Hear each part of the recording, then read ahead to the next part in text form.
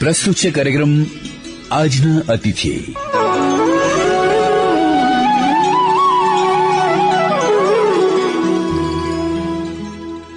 આજના અતિથિ કાર્યક્રમમાં આજે આપણા અતિથિ છે પબ્લિક રિલેશન્સ અને કોમ્યુનિકેશનના ક્ષેત્રના નિષ્ણાત શૈલેષ ગોયલ. એમની સાથે વાતચીત કરશે ત્રિલોક સંઘાણી.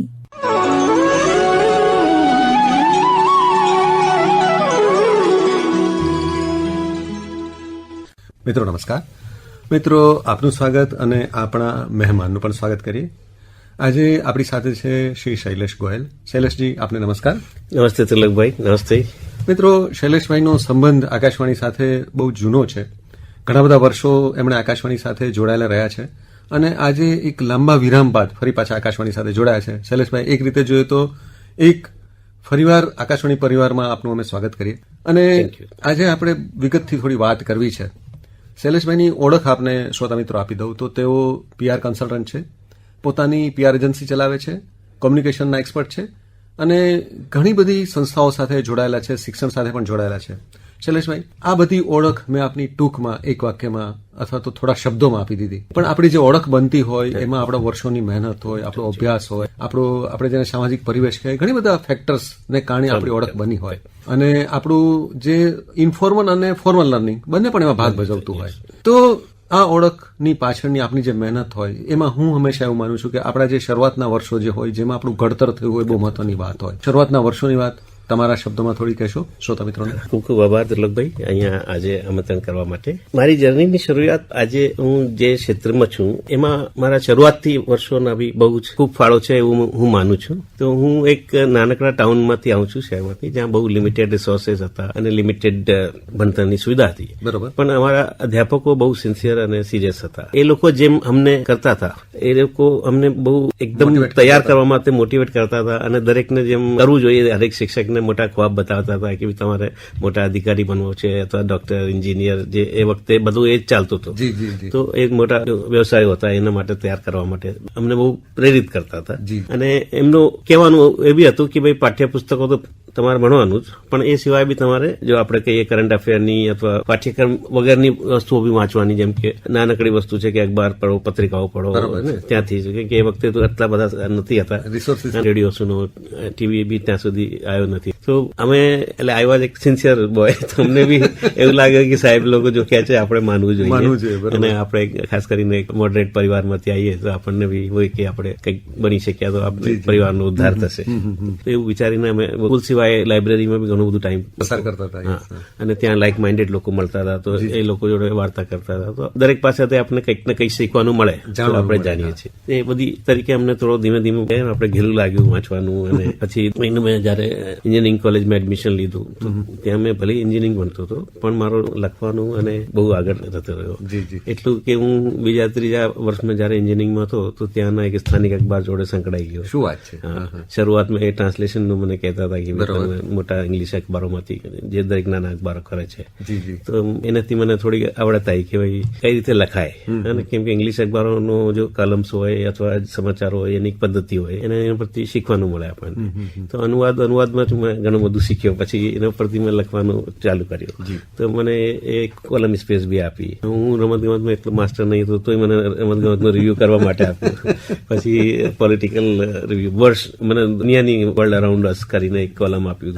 એમાં છેલ્લા અઠવાડિયામાં દુનિયામાં શું મોટી ઘટનાઓ એ બધું કરતા હતા. તો મને આનંદ આવવા માંડ્યો અને છાપવું તો તમને ખબર છે કે એડિક્શન જેવું હોય. તો જેમ જેમ છાપવા માંડ્યો, પહેલા વગર નામ છાપતા હતા, મને જ ખબર હતી કે મેં લખ્યું છે. પછી ધીમે ધીમે એને મને પ્રોત્સાહિત કરવા માટે બાયલાઈન આપવાનું ચાલુ કર્યું. તો બહુ આનંદ થતો. તો એવું થયું જેમ એન્જિનિયરિંગ કરીને જેમ કે PGDM કરવા નીકળ્યું, કેમ કે MBA નો ત્યાં પણ ફેશન આવવા માંડ્યું કે ભાઈ એન્જિનિયરિંગ અને CA અથવા ડોક્ટર સિવાય MBA બી કરવું જોઈએ. તો MBA માં લાગ્યું તો હું બેંગ્લોર ગયું PGDM કરવા. પછી કોર્સ પત્યો એટલે મેં અપ્લાય કરવાનું શરૂ કર્યો. તો અમદાવાદની જનિતી કંપની પાસેથી મને મેનેજમેન્ટ ટ્રેનિંગનો ઓફર આવ્યો.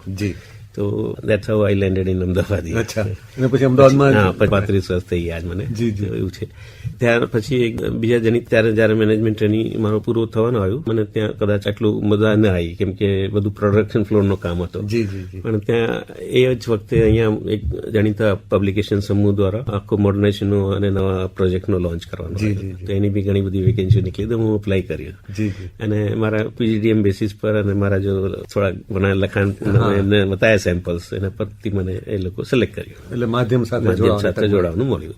પછી ત્યાંથી there is no looking back. એટલે એ રીતે જોઈએ તો અખબાર સાથે તમે જોડાયા, જાણીતા અખબાર સાથે જોડાયા અને આગળ વધતા ગયા. તો આ એક રીતે જોઈએ તો બહુ ઇન્ટરેસ્ટિંગ સ્ટોરી રહી કે તમે શરૂઆત જયારે કરી ત્યારે તમે ક્યારે વિચાર્યું હતું કે ફિલ્ડમાં આગળ વધશો? લાઈન બદલી નાખી. હવે આ શિક્ષણની વાત કરી આપણે, અને એને કારણે તમને એક ઓપનિંગ મળ્યું, પણ પછી જે તમે જે પ્રગતિ કરી એ કોમ્યુનિકેશનના ફિલ્ડમાં આવ્યા, તમે જે જનસંપર્કના ફિલ્ડમાં આવ્યા, એ કદાચ તમારા લાઇકિંગ અથવા તમારા પસંદગીને કારણે, તમારી ચોઇસને કારણે આવ્યા. તો એ વળાંકો કઈ રીતે આવ્યા, એમાં તમે કઈ રીતે આગળ વધ્યા? જેમ મેં આપને કહ્યું કે જે પબ્લિકેશન હાઉસમાં મેં જયારે થયું તો મને ઘણા બધા લોકો જોડે સંપર્કનો મોકો મળ્યો. જી. અને એમાં જાત જાતના લોકો હોય, માર્કેટિંગના હોય, પ્રોડક્શનના હોય, અને તંત્રી વિભાગના હોય. ને એ બધાને સમન્વય રાખવાનું અને સાચવાનું, અને આપણે કામ નીકળી જાય અને તકરાર નહીં થાય, એ બધું કરીને તો એક કહીને આપણે પબ્લિક રિલેશનની સ્કિલનો થોડો મને ત્યાં મળ્યો અને સમજણ મળી કે ભાઈ પ્રબંધન વાળા લોકોનો વિચાર શું હોય છે અને સોચ શું હોય છે. બરોબર. અને તંત્રી વિભાગના હોય તો એમની વિચાર શું હોય છે. બરોબર. એ જ પ્રમાણે જે પ્રોડક્શન કે શોપ ફ્લોર પર જે હોય માણસો, એ લોકો એમનો ફોકસ શું હોય છે. જી, જી. તો એની સમજ્યા પછી મેં એ લોકોને એ રીતે જ વ્યવહાર કરવાનું ચાલુ કર્યું અને કોર્ડિનેશન કર્યું. તો થોડોક ધીમે ધીમે મને લોકો પોપ્યુલર થતો ગયો. બરોબર. તો પછી મને એક તક મળી કોર્પોરેટ હાઉસમાં પબ્લિક રિલેશન મેનેજર તરીકે. તો 5-1 વર્ષ હું ત્યાં પબ્લિકેશન સાથે કામ કર્યા પછી હું ત્યાં જોડાયો. અને એ વખતે મારા નસીબે એ લોકો પબ્લિક ઇસ્યુ લાયા, એક પછી એક. તો પબ્લિક ઇસ્યુ ટાઈમ જો હોય છે, પબ્લિક રિલેશન એકદમ પીક પર હોય છે. ઘણી બધી એક્ટિવિટી હોય ને બધી જાતની હોય છે.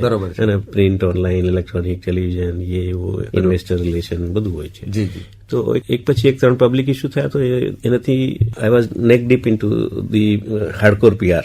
રાઈટ. તો સમજણ બી મળી અને સંપર્ક બી બન્યા, બંને વસ્તુ મળી. અને કઈ રીતે હેન્ડલિંગ થાય વિભાગનો. બરોબર. That gave me additional boost actually. એનાથી એકદમ સમજણ પડી આ ક્ષેત્ર કઈ રીતનું છે અને ક્યાં રીતે. પછી ફરી એક મોકો મળ્યો એક લીડિંગ મેગઝીન સમૂહ કામ કરવા. તો હું પછી એમાં ગયો. એમાં બી નવા પ્રોડક્ટમાં જેમ કે વિજ્ઞાનની મેગઝીન, ગુજરાતી મેગઝીન, સાહિત્યની મેગઝીન, પછી સમાચારોની મેગઝીન, બિઝનેસ મેગઝીન, પછી એ લોકો ટેલિવિઝન બી લોન્ચ કર્યું. તો જે મારો જૂનો અનુભવ હતો એના પર એ લોકો લીધું હતું, પણ મને નવો શીખવાનું મળ્યું કે બીજું અદ્યતન ગ્રુપ હતો અને એ બધા ટેકનોલોજી અને એનાથી પર એ લોકો બહુ ઇન્વેસ્ટ કરતા હતા. અને એક બીજા લેવલનો મળ્યો, કેમ કે એનો જો વર્ગ હતો, વાચક વર્ગ કહો અથવા ગ્રાહક વર્ગ કહો, એ અલગ લેવલના હતા. એ બધા મોટા કોર્પોરેટ ને મોટા પોલિટિશિયન ને બધા એ બધા એમને ટાર્ગેટ વધારે કરતા હતા. તો એનાથી મને થોડો નવું એક્સપોઝર મળ્યું. અને મારો જે લર્નિંગ થયો એનહાન્સ થયો, સંપર્ક લેવલ બી થોડોક વધારે એનહાન્સ થયો. તો એ રીતે મેં થોડોક આગળ વધવાનું મળ્યો. તો આમ 10-12 વર્ષ સુધી મેં અલગ અલગ ક્ષેત્રમાં કામ કર્યો, કોર્પોરેટ સાઇડ, એજન્સી સાઇડ, છાપા મેગઝીન સાઇડ, પબ્લિકેશન સાઇડ. પછી મને એવું લાગ્યું કે તો થોડી લર્નિંગ થઈ ગઈ છે અને now I can become independent consultant. તો પછી હું લગભગ 2000ની આસપાસ આપણું તમારું પોતાનું શરૂ કર્યું. અને એ વખતે હાર્ડકોર ડેડિકેટેડ પબ્લિક રિલેશન એજન્સીઓ નથી હતી. એડવર્ટાઇઝિંગ એજન્સી ડબલ રોલ કરતી હતી.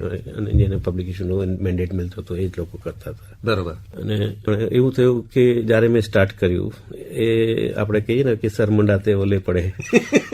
મેં 2001 સ્ટાર્ટ કર્યો અને એ જ જનવરીના મહિનામાં આપણે ભૂકંપ આવ્યો, ધરતીકંપ. તો મેં નોકરી તો છોડી દીધી હતી, પણ કામ તો કરવું પડે, ચલાવવું પડે. એનાથી મને બહુ થોડો સેટબેક મળ્યો. પણ મેં મારો જે સંપર્ક સર્કલ હતો એને એક્ટિવ રાખ્યો અને એને સંપર્કમાં રહ્યું. તો મને થોડા કોર્ડિનેશનના, સરકાર સાથે સમન્વયના, બ્યુરોક્રેટ સાથે સમન્વયના, મીડિયાના જે રિહેબિલિટેશન કામ ચાલતું હતું, કોર્પોરેટ હાઉસીસ CSRમાં ઇન્વેસ્ટ કરતા હતા, એ બધુંનો થોડો હાઇલાઇટ કરવાનો અને કોર્ડિનેટ કરવાનો મોકો મળ્યો. તો એ આપણે કહીએ ને એડવર્સિટીમાં જે ઓપોર્ચ્યુનિટી મળે એ રીતે મને એક ઓપોર્ચ્યુનિટી મળ્યું. બરોબર. પણ ફરી કમનસીબે કોમી રમખાણો થયા 2002 માં, હા. ફરી સેટબેક આવ્યું, ફરી બ્રેક લાગ્યું, પણ મેં ધીમે ધીમે ચાલતો રાખ્યો એ રીતે. તો ત્રીજા વર્ષે મને એક આંતરરાષ્ટ્રીય કમ્યુનિકેશન એજન્સી છે એમને જોડાવાનો મોકો મળ્યો. તો એ લોકો પાસે બહુ સારા ક્લાયન્ટ હતા અને જે એને રેકમેન્ડ કરી, ભલામણ કરી જે ભાઈ કે he can be your like A branch manager. તો એ રીતે અમારો એમને પાસે જોડાણ થયું અને એને પાસેથી સારા પ્રોજેક્ટ્સ આવવા માંડ્યા. જી. તો એ પ્રોજેક્ટ્સથી અગેન મારો જો નેક્સ્ટ લેવલનો કોર્પોરેટ કમ્યુનિકેશનનો કે મીડિયા રિલેશનનો હોય કે પબ્લિક રિલેશન હોય એની સમજણ બી પડી અને એક્ઝિક્યુટ કરવાના બી મોકા મળતા ગયા. તો પછી ધીમે ધીમે ગાડી દોડતી થઈ. શૈલેષભાઈ, અહીંયા જે સૌથી મહત્વની વાત કે એક મોટા ભાગમાં એવું માને છે કે માધ્યમો સાથેનો સંપર્ક એટલે જનસંપર્ક, પણ આપની દ્રષ્ટિએ જનસંપર્ક એટલે શું? હા, એક આ ખોટી ધારણા છે કે લોકોને એવું કે પીઆર એટલે ખાલી મીડિયા રિલેશન હોય અને મીડિયા કવરેજ કરાવી આપો એટલે પીઆર એજન્સી રોલ પતી ગયો છે. એકચ્યુઅલી આ ખોટી ધારણા છે. કહીએ ને તો લેસ દેન 50% હોય જે મીડિયા રિલેશન તરીકે હોય છે. નો ડાઉટ એક મહત્વપૂર્ણ કામ છે અને અપેક્ષા હોય છે બધાની જે બી પીઆર તરીકે રાખતા હોય એજન્સી કન્સલ્ટન્ટ કરે. પણ એ સિવાય બી બહુ સમજણ રાખવી પડે તમારે. અને આપણે જે કહીએ ને સ્ટેક હોલ્ડર્સનો પરસેપ્શન મેનેજમેન્ટ, બરોબર. તો સ્ટેક હોલ્ડરમાં ઘણા બધા આવી જાય છે. એમાં સરકાર બી આવી જાય, તમારા ઇન્ટરનલ એમ્પ્લોય બી આવી જાય, તમારા બેન્કર ફાઇનાન્સર આવી જાય, તમારા વેન્ડર આવી જાય. તો એ બધાનો બી પરસેપ્શન મેનેજ કરવાનું કામ હોય અને પબ્લિક બી આવી જાય. આજે તમે કોઈ બી સિટીઝન, કોર્પોરેટ સિટીઝન તરીકે, તો તમારે એક રિસ્પોન્સિબલ સિટીઝન તરીકે અથવા રિસ્પોન્સિબલ કોર્પોરેટ તરીકે પરસેપ્શનમાં આવવું જરૂરી છે. તો તમને ખબર છે કેટલા બધા લોકો CSRમાં કેટલું કામ કરે છે. તો એમની એક અલગ ઓળખ છે, અલગ છાપ છે કે ભાઈ એક જિમ્મેદાર જવાબદાર કંપનીઓ છે જે સમાજ અને સોસાયટી માટે બી બહુ કામ કરે છે. ખાલી પ્રોફિટેરિંગ નહીં કરે કે ભાઈ લાભ લેતા જાય ને માલ બેચતા જાય, એવું નથી.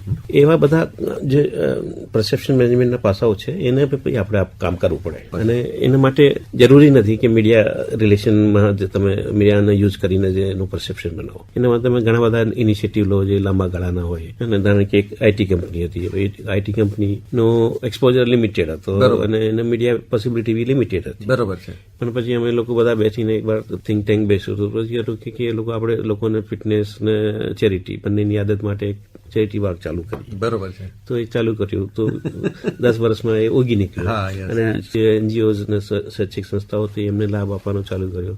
તો આ દિવસ સુધી લગભગ 50 કરોડથી વધારે અમાઉન્ટ ભેગી થઈ ગઈ છેલ્લા 20 વર્ષમાં અને 100 થી વધારે એનજીઓને બેનિફિટ થયું.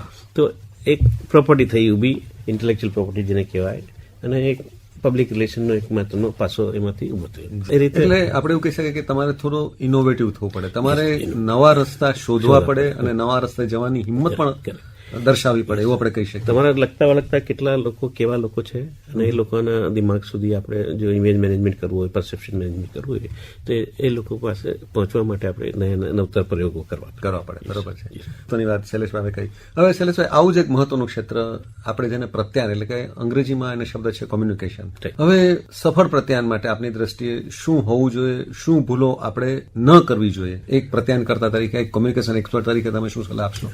કમ્યુનિકેશનમાં મહત્વની વાત છે કે તમારે એક હેતુ ધારણ કરવું પડે, નિશ્ચિત કરવું પડે. કે હું જો વાત કરી રહ્યો છું, હું જો મેસેજ કરી રહ્યો છું, આ તમારા ઓબ્જેક્ટિવ શું છે, બરાબર, એ તમે નક્કી કરો પહેલા. અને તમારો ઓડિયન્સ શું રહેશે.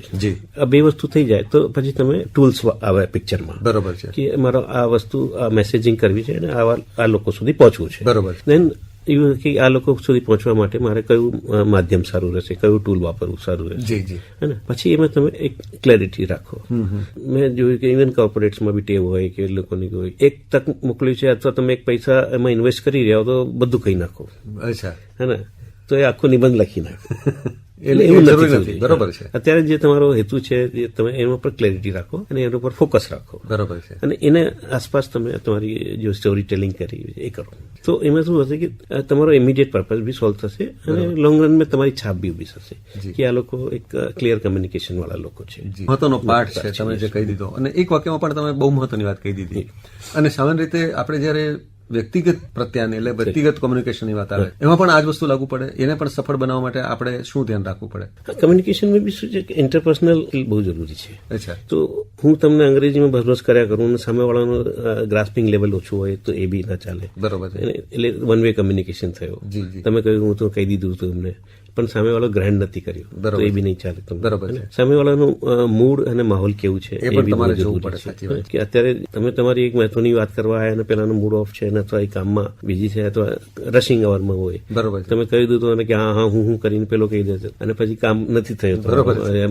તો તમે કીધું મેં તો તમને કીધું હતું પણ આ વખતે તમારો માઇન્ડ ફ્રેમ જુદું હતું. બરોબર છે. તો એ તમારો પર્પઝ સોલ્વ નથી થયો અથવા એમાં મિસઅલાઇનમેન્ટ થયું તમારું. મારે જે કેવું જોઈએ. અને બીજું શું છે કે આપણે જે શરૂઆતથી કહીએ ને સંસ્કૃતમાં કહીએ સત્યમ બ્રિયાત પ્રિયમ બ્રિયાત બ્રિયાત તમારે કરવી વસ્તુ હોય અથવા અપ્રિય વસ્તુ હોય એને કહેવાનો બી એક તરીકો તમારે. સાચી વાત છે. બહુ તમે સ્ટ્રેટ ફોરવર્ડ થઈ શકો એમાં કોઈ વાંધો નથી, એમાં કોઈ બુરાઈ નથી. બરોબર. પણ એ જો કહેવાની ટોન હોય અથવા કહેવાનો તરીકો હોય એ આપણે થોડો ધ્યાનમાં રાખીને કરવું જોઈએ જેથી સામેવાળો એને કઈ રીતે લેશે એ મહત્વનું થઈ જાય. બરોબર. નહીં તો તરત રિએક્શન આવે અને પછી એનું રિએક્શન ધાર્યા કરતા અણધાર્યા પરિણામ વધારે થઈ શકે. શૈલેષભાઈ, આ આખી જે જર્ની હોય, આખો જે પ્રવાસ છે તમારો, એમાં ઘણા બધા પ્રસંગ એવા હોય કે જેમાંથી આપણને કંઈક શીખવા મળ્યું હોય, જેણે આપણને કંઈક શીખવ્યું હોય, તો એકાદો પ્રસંગ શેર કરશો, એવી કોઈ વાત શેર કરશો અમારા શ્રોતા મિત્રો જોડે? અમારે એક ફેક્ટરીનો ઉદઘાટન પ્રસંગ હતો. જી. અને અમે એના પીઆર કન્સલ્ટન્ટ તરીકે આખું પ્રોજેક્ટ સંભાળતા હતા. બરાબર. બધું હતું. એમાં એવું થયું કે આપણે બહુ મહેનત કરીને બધા આપણા મીડિયાના મિત્રોને ભેગું કર્યું. કાર્યક્રમ પહેલા અડધો કલાક પહેલા ભેગું થઈ ગયા, બધા કેમેરા લાગી ગયા. તો કલાક મોડા ચીફ ગેસ્ટ આવ્યા. બરાબર. એ દરમિયાન આમ જોઈએ તો ઘણું બધું થઈ જાય. ઘણી વખત બહુ ટાઈટ શેડ્યુલ હોય બધા હોય ને આપણે 9 વાગ્યા લખ્યું અને 9:30 સુધી પેશન્સ ખોટી જાય. બરોબર થઈ જાય. તો અમારે એવું પ્રસંગ બન્યું કે જે ચીફ ગેસ્ટ આવવાના હતા એ લગભગ 1-1.25 કલાક મોડા આવ્યા. બરોબર. અને એનાથી અમારે ઘણું બધું સહન કરવું પડ્યું મીટિંગ. પણ અમને એવું લાગ્યું કે આપણી પાસે એક્ઝેક્ટ ટાઈમ મળી જાય તો આપણે આ ટાઈમને વાપરી શકીએ વ્યવસ્થિત. બરોબર. તો એક બહુ ઇન્ટરેસ્ટિંગ હતી એ ઇવેન્ટના લગતી પણ જે કોઈ વિચાર્યું નથી. બરોબર. તો અમે આ પાછો અમને સૂચ્યું. અમે કહ્યું કે બધા મિત્રોને આપણે ત્યાં લઈ જઈએ. બરોબર. અને એની વાર્તા કરીએ. અચ્છા. તો એમને ગમી અને મીડિયા લેબ્ડ ઇટ અપ. તો એના ઉપર સ્ટોરી બની. તો આ સ્ટોરી એટલી બધી હિટ થઈ જે મેઇન ફંક્શન કે જે ચીફ ગેસ્ટના આવવાનો કાર્યક્રમ હતો એ નથી હિટ થયો અને એના સામે પેલી સ્ટોરી હિટ થઈ ગઈ. પછી બીજો એક પ્રસંગ એવું બન્યો કે અમારા એક પુસ્તક વિમોચનનો કાર્યક્રમ હતો. એક બહુ મોટા ફિલ્મ સ્ટાર આપણે આવ્યા હતા એમના માટે વિમોચન કરવા માટે. બધું બરાબર ચાલતું હતું અને ઇવેન્ટ થઈ, પ્રસંગ થયો. પછી જયારે સાઇડલાઇનમાં આપણે અમુક ટાઈમ ઇન્ટરવ્યુ કરાવીએ ને એમાં એવું થયું કે એક પોલિટિકલ પ્રશ્ન પૂછી ગયો. બરોબર. અને જો એનો જવાબ આવ્યો એ જવાબ એવું થઈ ગયું કે આખી ઇવેન્ટ ઘુસાઈ ગઈ. બાપરે. અને એ પોલિટિકલ ઇન્ક્લિનેશન વાળો જવાબ હતો એ હેડલાઇન બની ગયો, હાઇલાઇન બની ગયો. કોઈ 10 ગુણા એનો પેલો રેસ્પોન્સ મળ્યો પણ ખોટું મળ્યું. તો એવું પ્રસંગોથી અમને શીખવાનું મળે કે અમારે બી થોડા ચીફ ગેસ્ટ હોય અથવા જે બી લોકો સ્પોક્સ પર્સન તરીકે એ લોકોને સમજાવીને રાખવું પડે કે પ્રસંગો વસ્તુ જ બોલવાની, એ સિવાય કઈ નહીં બોલવાનું. અને આમ તો આપણે જીવનમાં પણ આ બહુ મહત્વની વાત છે કે આપણે જયારે જે વસ્તુ જરૂર છે એટલું જ બોલીએ તો આપણને લોકો સાંભળે અથવા તો આપણી વાત લોકો સુધી પહોંચી શકે. પણ આપણે વધારાનું બોલીએ અથવા તો કઈ અનનેસેસરી કોમેન્ટ કરીએ તો લોકોનું ધ્યાન બીજી જગ્યાએ જતું રહે. તો જો મેસેજિંગ ડાયલ્યુટ થાય તો એના ઘણા દુષ્પરિણામો થઈ શકે. જી. એટલે કમ્યુનિકેશન બહુ જરૂરી છે. અચ્છા, હવે શૈલેષભાઈ, આપે જયારે માધ્યમો સાથે જોડાયા અને જે આપની સફરની, આપની યાત્રાની શરૂઆત કરી ત્યારે આખું માધ્યમોનું પિક્ચર અલગ હતું. હવે ડિજિટલ મીડિયા અથવા તો સોશિયલ મીડિયાના કારણે આખું પિક્ચર બદલાઈ ગયું. તો શું પરિવર્તન આવ્યું, શું પરિવર્તન તમે અનુભવ્યું, એની થોડી વાત કહેશો? ડેફિનેટલી પરિવર્તન તો એકદમ અમૂલચૂલ પરિવર્તન કહીએ ને એ રીતે થઈ ગયું છે.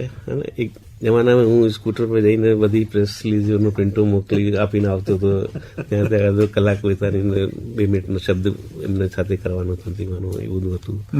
લખાણમાં બી એવું હતું કે ભાઈ કોમ્પ્યુટર્સ આવ્યા હતા એટલે બધાને નહીં હોય. જેમ કે શરૂઆતમાં મોબાઈલ આવ્યા તો ઇનકમિંગ અને આઉટગોઈંગ બંને પૈસા લાગતા એ રીતના હોય.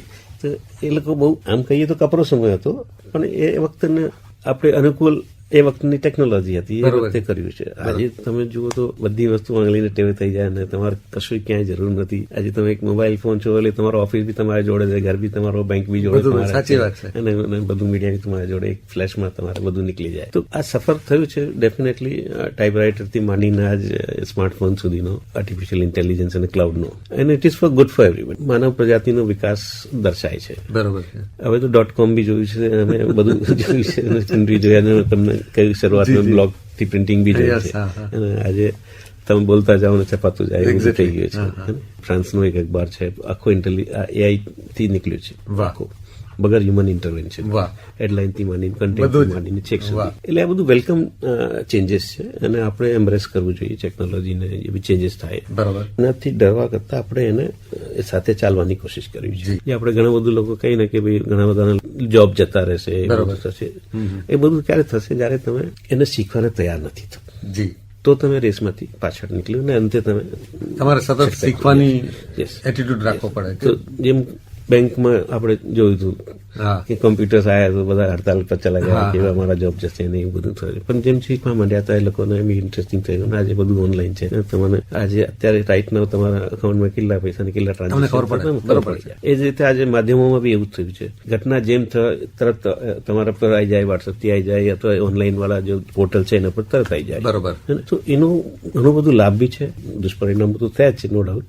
પણ લાભમાં એ છે કે as it happens, so you are able to react, you are able to take action, you are able to make note of it. And ઘણી બધી પોલિસીઝ હોય જે, જેમ કે અત્યારે પેલું અમેરિકાનું ચાલે છે કે ટેરિફ ચેન્જીસ થાય છે. બરોબર. તો જે લોકો બિઝનેસમાં છે, એક્સપોર્ટ્સમાં છે, એમને એક મિનિટનો અપડેટ મળતા રહે. અને ઇમ્પેક્ટ પડે એમને. આજ ડોલરનો ભાવ 10 પૈસા બી વધે કે ઘટે તો એનો ઇમ્પેક્ટ હોય છે. આજે માધ્યમથી આપણે પાસે તરત અપડેટ રહે. એટલે યુ કેન ટેક ડિસિઝન ક્યાં કેટલું શું વેચવાનું, ક્યાં નહીં વેચવાનું, કેટલું હોલ્ડ કરવાનું, કેટલું ટ્રાન્ઝિટમાં છે, એ બધું છે. એ જ રીતે મીડિયમ અને માધ્યમોની ઇમ્પોર્ટન્સ બહુ વધી ગઈ છે. અને અપડેટ કરવો બી તરત સહેલું થઈ જાય. નહીં તો આપણે બીજા દિવસે છાપામાં વેટ કરવું પડે. અને પછી બીજા આજે જેટલું છપાયું એટલું ફાવે, પછી એનો જો એનાલાઇસિસ હોય પછી ત્રીજા દિવસે આવે. પણ આજે તમને તરત 5 મિનિટમાં બીજા કમેન્ટ મળી જાય, એક્સપર્ટ કમેન્ટ્સ આવી જાય, તમને એક પિક્ચર બની જાય કે આ ઘટનાનો આ પાસાઓ છે ને એનો આ ઇમ્પેક્ટ થઈ શકે તમારે.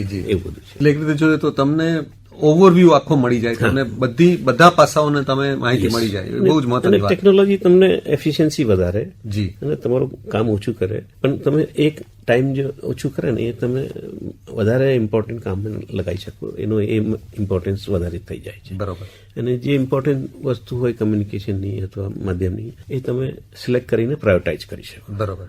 હજારો સબ્જેક્ટ હોય, હજારો વિષય હોય, પણ હું જો આજે 4 એલર્ટ રાખું, મારે AI પર જે કઈ એલર્ટ તરત આવે મને અપડેટ મળી જાય, તો મારે ટપ કરીને મારા માધ્યમ. લાઇકવાઇઝ બેન્કિંગમાં વસ્તુનું, ધારો કે જે શેર માર્કેટને ખોલતા હોય તો એને શેર, તો એ શેરમાં ₹1 ની બી વધઘટ હોય તો તરત એમને ટપ મળી જાય. બરોબર છે. So it has saved your lot of time, lot of anger, lot of patience. Is now you can actually embrace the technology to make use of it. Exactly. એટલે આપણા ઉપર છે, આપણે એનો કઈ રીતે ઉપયોગ કરીએ છીએ. શૈલેષભાઈ, એક જે મહત્વની વાત કે આપણે હંમેશા આપણે પ્રોફેશનલ લાઈફ વિશે વિચારતા હોઈએ, પણ આપણે આપણી જાતને તાજી રાખવા માટે આપણી પાસે કંઈક એવું હોવું જોઈએ કે જ્યારે આપણે પ્રોફેશનલ હેઝાર્ડ્સ આપણાથી જે હોય એનાથી આપણને બચાવી શકે. તો શૈલેષભાઈ, તમે તાજા રહો અથવા તો તમે ફ્રેશ રહો એના માટે તમે શું કરો છો? તમે તમારા શોખ અથવા તો એવું શું વાત છે કે જેને કારણે તમે આપણે રીતે જોયું ને કે તમે તમારા રોજબરોજના થાકથી, તમે કંટાળાથી તમે તમારી જાતને દૂર કરી શકો? ડેફિનેટલી કંઈક ને કંઈક હોબી તો રાખવી જ પડે. એની તો આદમી ડેડ થઈ જાય. સવારથી સાંજે એક જ ડોમેનમાં કામ કરતો હોય તો એ બહુ, પછી જયારે શું ત્યારે એ વખતે એમને લાગે કે સારી દુનિયા કા બહુ જ મોટા તે ટાઈપ હો જાય. શ્યોરલી આમાં ફિટનેસનો એક કામનો રોલ છે. આપ ગમે તે કરતા હોય તો એટલીસ્ટ હાફ એન અવર 45 પોતાના માટે જો કાઢતા હોય, બરોબર, તો એમાંથી તમને બહુ જ તાજગી અને સ્ફૂર્તિ મળે. બરોબર. અને એક આખા દિવસ તમને એવું લાગે કે I have done something good for my self. બરોબર છે. આ એક વસ્તુ છે.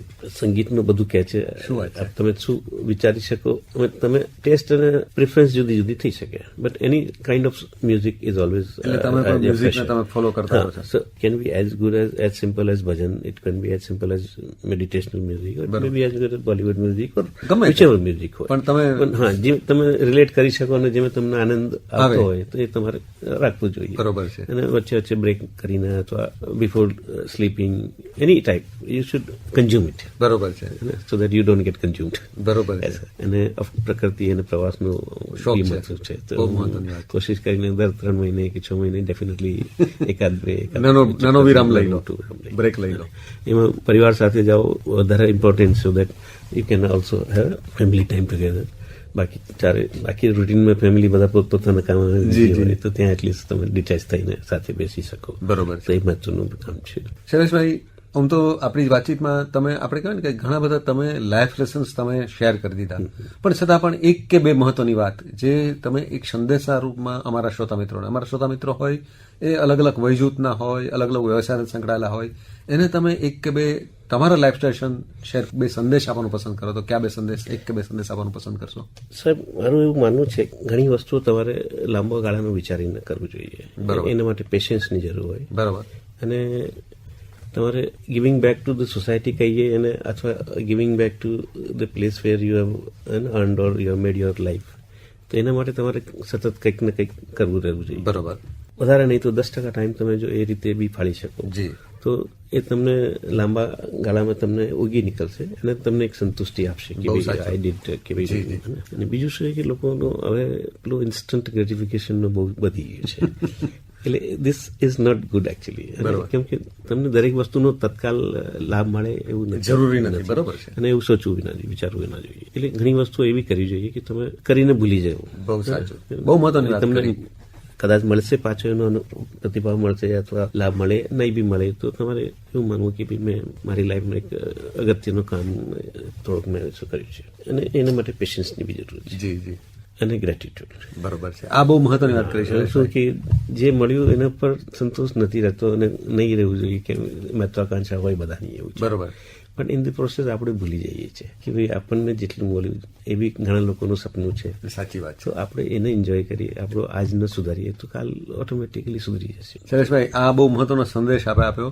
આ વાત સાથે આપણે અટકે. આપણે કેટલીક બહુ મહત્વની વાતો કરી. આખી વાતોમાંથી આપણને ઘણી બધી વાતો જાણવા શીખવા મળી અને એક નવા ક્ષેત્રની વાતો તમે કેટલીક અમારા શ્રોતા મિત્રોને કરી, એ બદલ આપનો આભાર.